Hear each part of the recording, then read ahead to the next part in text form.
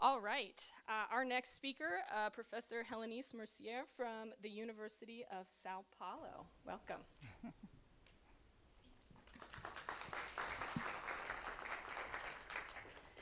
Thank you very much for the invitation to be here. It's my second time in Costa Rica.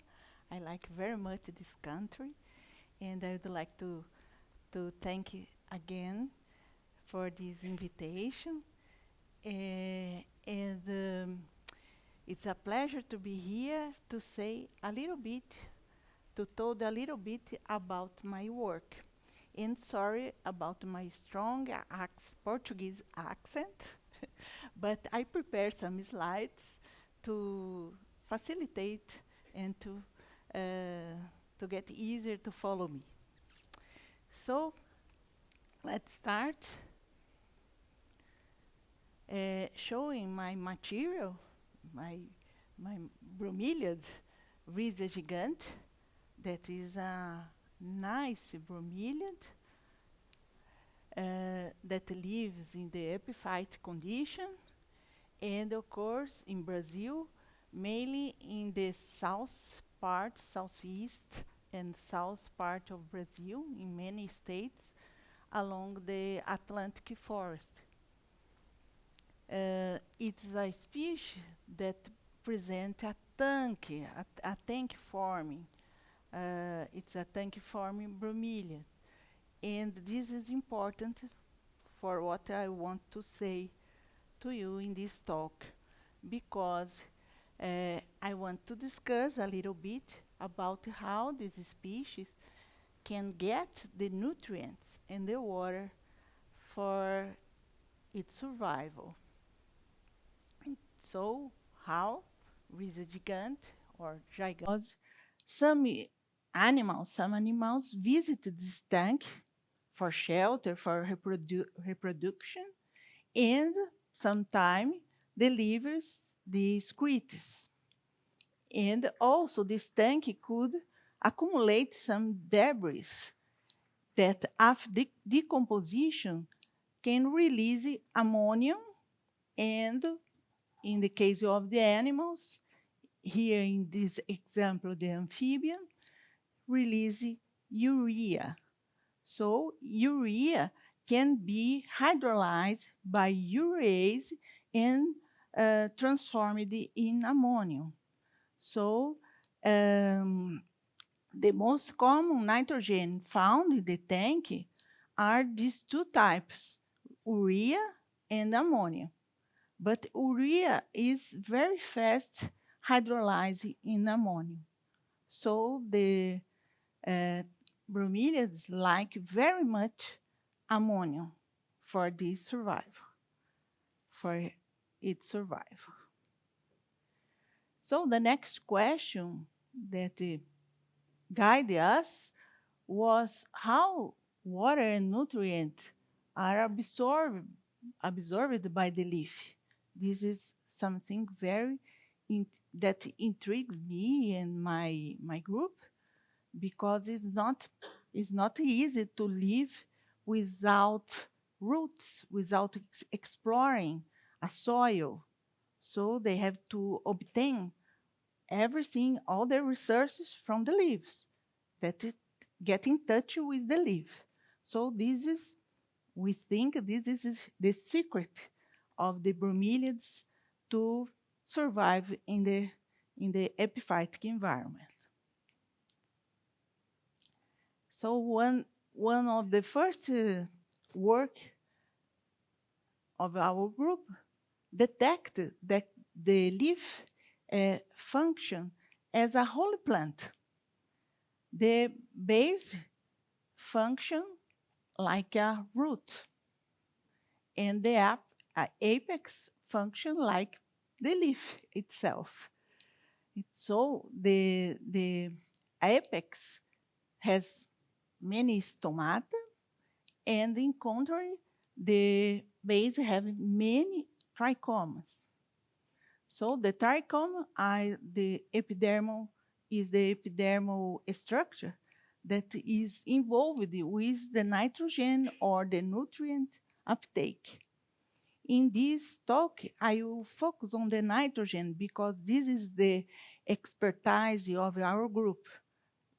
So we say nutrient uptake, but I will explain more about the nitrogen uptake.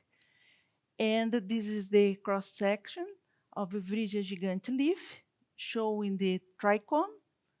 And so all the nutrients, including nitrogen source, have to pass by through the many cells, and I would like to highlight these food cells that are the living cells of the trichomes.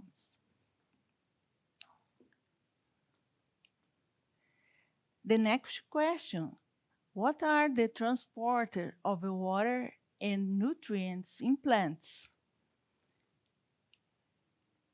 So, the majority of studies done until now came from a little or a tiny plant called Arabidopsis thaliana. This is the model plant for genetic and for physiology. So we have almost nothing for bromeliads. So I have to pay attention for these studies to have a point to start our studies in bromeliads. So this is, as I said, a tiny plant, terrestrial. So all the knowledge came from roots, root hairs. So this kind of extrature that if you can increase a lot this extrature, we can see the plasma membrane, and we can see many kind of proteins that are responsible to put the nutrients inside the cells. So here, nitrogen transporters specialized to taking into the cell. This is the apoplast, this is the cytosol, nitrate, but bromelia rate nitrate. Here, some of the transporter for ammonium, for urea, for amino acids, and I would like to call your attention for this kind of proteins that called aquaporins. Aquaporins could, as the name tells, could transfer water to inside and outside the cell because it's a channel. It's a channel. There is no way to control very strictly. And for roots, it was discovered that some proteins like that can transport also some kind of some source of nitrogen, like ammonia and urea.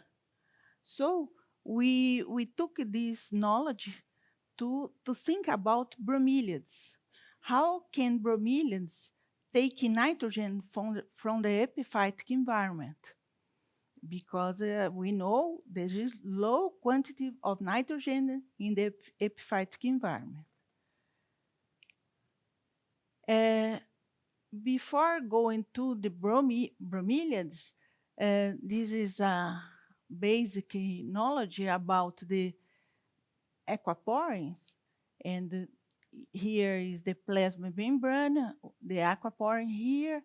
And there are many types of aquaporins, like that ones that those that are located in the plasma membrane, like this, that could transport water and nitrogen.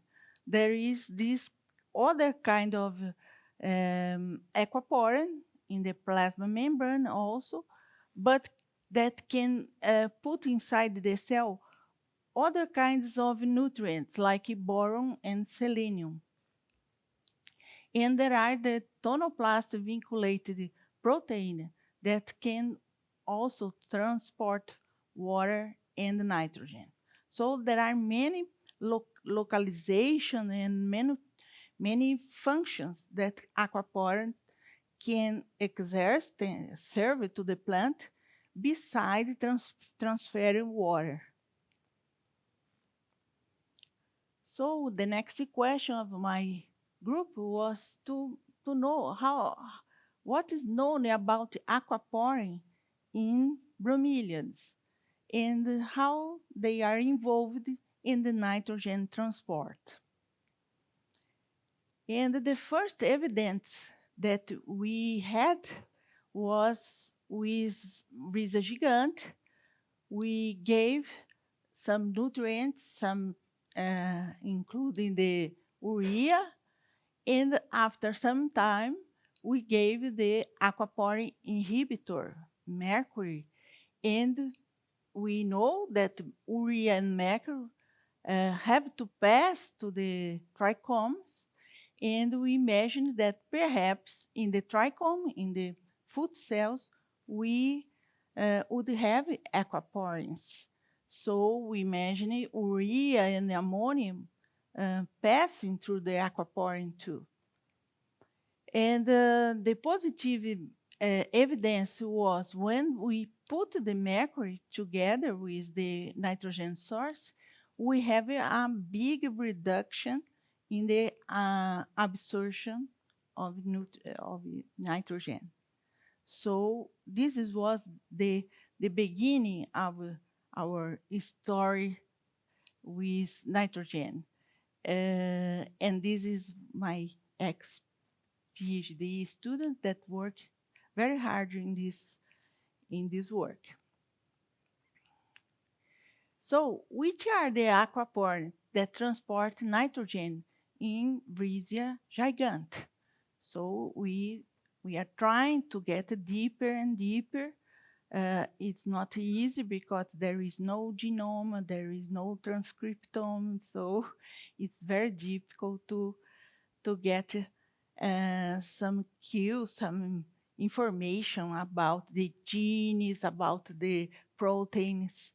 But this student, Alejandra Matiz from Colombia, she was very successful and trying to clone genes of aquaporins in Brisia gigante. And she got 3 different aquaporins. These 2 from plasma membrane and this one from the tonoplast. And she went to a famous laboratory specialized in aquaporin in Belgium. And Professor Chaumont gave all the support for doing the research and to characterize the function of this aquaporin. So she got that this one facilitates ammonium transport. So besides water, this kind of protein can transport nitrogen. And this one from the tonoplast can transport urea. So this was final results that allow us to go further. So we try to use this knowledge to put this knowledge in a crop. And we have chosen the rice plant. This is something new in our laboratory because before that only bromeliad was allowed to enter my lab, and now we allowed to have the rice plants. And why rice? First of all, It's monocot. It's a very important agronomic plant. Ammonia is also the form of nitrogen absorbed by rice, and large quantity of fertilizer is needed to produce the grains. So the efficiency to use the nitrogen is low in rice. So we thought, could an aquaporin from bromeliads have some beneficial effects in the rice? If so, we can reduce the nitrogen concentration in the soil and have the same effect for the growth of rice. So we did some experiment transforming the rice plant with this kind of bromelia, that one that transport ammonia, in collaboration with plant molecular biologists, because I don't know nothing about genetic and and molecular biology. They got 3 lines of transgenic plants. Here, the line 1, 2, 3. Here, the wild type, and the normal concentration of nitrogen in a solution used in the most of lab that work with rice. So when the nitrogen is in a high concentration, there was no difference between the transgenic lines and the wild type. But when we reduced to to half concentration, we start to see some difference in the growth of the shoots compared to the wild type, and also in the root system. And when we reduce to 1/10, we can see more easily the difference among the wild type and the transgenic lines. You see the higher size of the shoots and also the root system. So we got some evidence that indicate that we are in a good way. So now we put these lines in the soil. We are trying to see if this difference could appear also in the production of the grain, in the yield of this plant, the rice. So we have some hope that in the future I can bring another results with with some confirmation of this. So I would like to thank all my former students, my current students, and this financial support in my co-works. It's all. Thank you very much. Thank you.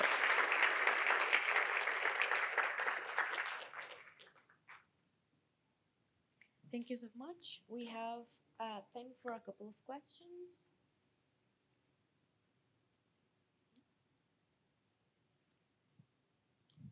Have you tried to look at the level of expression Sorry. of the aquaporins? Hi, Helenice. Hi. Have you tried to look at the level of expression under different conditions? Not in sunny versus shady, or no, not yet. Only we checked if the aquaporin it were there, the aquaporin, and they expressed, but not in different concentration of nitrogen. Not yet.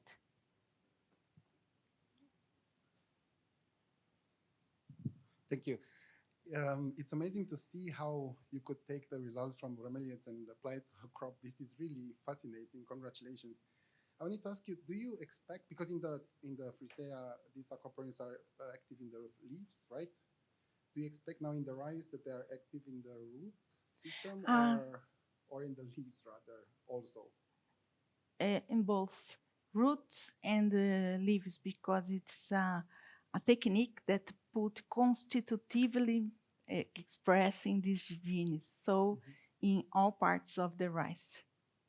So would you then recommend to if this would be involved in crop production, to have foliar kind of fertilizers? Yes, we are trying to put it only the nutrients on the leaf, because there are many problems with pollutions when the people that cultivate rice put the fertilizer.